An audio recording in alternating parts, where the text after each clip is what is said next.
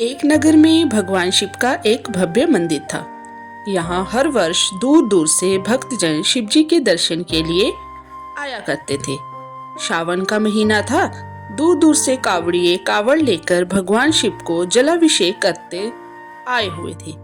मंदिर का परिसर भक्तों की भीड़ से भरा हुआ था। तभी अचानक आकाश में बिजलियां हुई और सोने का एक थाल उतरा।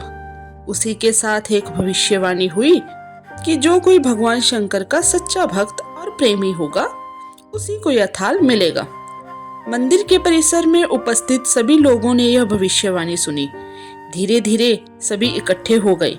जो लोग मंदिर की व्यवस्था देखते थे उन्हें तो पूरा विश्वास था कि यह थाल हमें मिलेगा, इसलिए वे सबसे आगे जाकर खड़े हो गए। सबसे पहले एक पंडित जी आए और बोले, देखिए, मैं प्रतिदिन महादेव का अभिषेक करता हूँ, अतः मैं ही भोलेनाथ का सबसे निकटवर्ती प्रेमी और भक्त हूँ, इसलिए थाल मुझे मिलना चाहिए। इतना कहकर पंडित जी ने थाल उठाया। जैसे ही पंडित जी ने थाल उठाया, थाल पीतल का हो गया। यह देखकर पंडित जी बड़े लज्जित हुए। उन्होंने थाल यथास्थान पर रखा और वहां से निकल गए। इसी प्रकार वहां उपस्थित सभी पंडितों ने खुद को आजमाया, लेकिन शायद उनमें से कोई भी सच्चा भक्त नहीं था।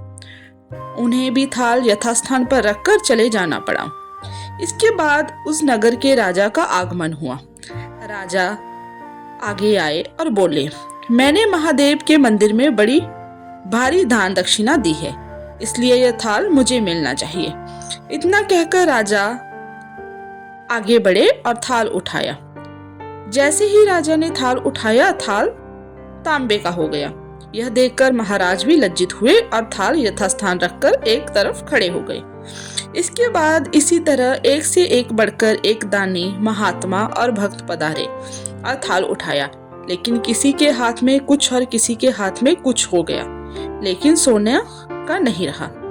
तब लोगों को पता चला कि हमसे कोई भी महादेव का सच्चा भक्त नहीं है। उसी समय एक किसान का आगमन हुआ। वो बेचारा महीनों बाद आज चतुर्मास के सोमवार के शुभ अवसर पर शिव जी के दर्शन करने आया था। गरीबी और गृहस्थी के बोझ तले दबा दिन रात खेतों में मेहनत मजदूरी करके अपना और अपने परिवार का गुजारा करता था। तभी रास्ते में ही रहा था कि कोई भिखारी मिल गया और कुछ खाने को मांगने लगा। उस किसान को दया आ गई। अपने खाने के लिए जो खाना लाया था वो उसने उस भिखारी को दे दिया। थाल के बारे में इसने भी सुना था, लेकिन इसने उस ओर कोई ध्यान भी नहीं दिया। सीधा मंदिर गया और महादेव का पूजन करके बाहर आ गया। परिक्रमा करके जाने को हुआ, तभी पीछे से एक व्यक्ति बोला, भाई, तुम भी थाल को उठाकर देख लो, हो सकता है तुम ही वह सच्चे भक्त हो जिसके लिए यह थाल आया है। किसान को लगा वह व्यक्ति उसका मजाक बना रहा है। किसान ने हंसते हुए कहा, भाई, मैं तो कभी कोई पूजा पाठ नहीं करता, महीनों में एक आध बार मंदिर आता हूँ, तो मैं कैसे सच्चा भक्त हो सकता हूँ। वह अजनबी बोला, भाई, हम तो देख चुके हैं, हमारी भक्ति तो 2 कौड़ी की भी नहीं है। अब तुम भी अपना हाथ लगाकर देख लो। सोने का थाल ना मिले, किंतु पता चल जाएगा कि तुम्हारी भक्ति में कितनी सच्चाई है। लोगों के बहुत आग्रह करने पर आखिर उस भोले भाले किसान ने जाकर थाल उठा ही लिया।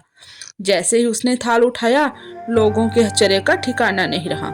सोने का थाल रोशनी से चमचमाने लगा। यह देख सब लोगों में खुशियों की लहर दौड़ आई। सभी लोग उसके जय जयकारे लगाने लगे और पूछने लगे कि भाई, तुम ही सच्चे भक्त हो, अब हमें भी बता दो कि कैसी भक्ति करते हो जिससे महादेव तुमसे इतने खुश हैं। तो किसान बोला, भाई, मैं कोई भक्ति नहीं करता, मैं केवल दिन भर खेतों में काम करता हूँ और थोड़ा समय निकालकर जरूरतमंद लोगों की मदद करता हूँ। इसके अलावा मैं कोई विशेष कार्य नहीं करता। लोग पूछने लगे, तुम लोगों की मदद क्यों करते हो? हंसते हुए किसान बोला, सुकून। दूसरों के चेहरे पर मुस्कान देखकर मुझे जो आनंद और खुशी होती है उसे मैं शब्दों में बयान नहीं कर सकता। शायद यही कारण है कि महादेव मुझसे खुश है। इसलिए हमेशा याद रखें, सत्कर्म का आरंभ भी आनंद से होता है और अंत भी आनंददायक होता है। दुष्कर्म का आरंभ भी दुख से होता है और अंत भी दुखदायक होता है। आप सैकड़ों मील की यात्रा करके भी दूसरों का दिल दुखाते हो तो आपकी वह तपस्या, साधना और महादेव के दर्शन धूल के बराबर है। अगर आपको ये कहानी अच्छी लगी तो हर हर महादेव, और वीडियो को लाइक करें, चैनल को सब्सक्राइब करें और जितना हो सके हमें सपोर्ट करें। धन्यवाद।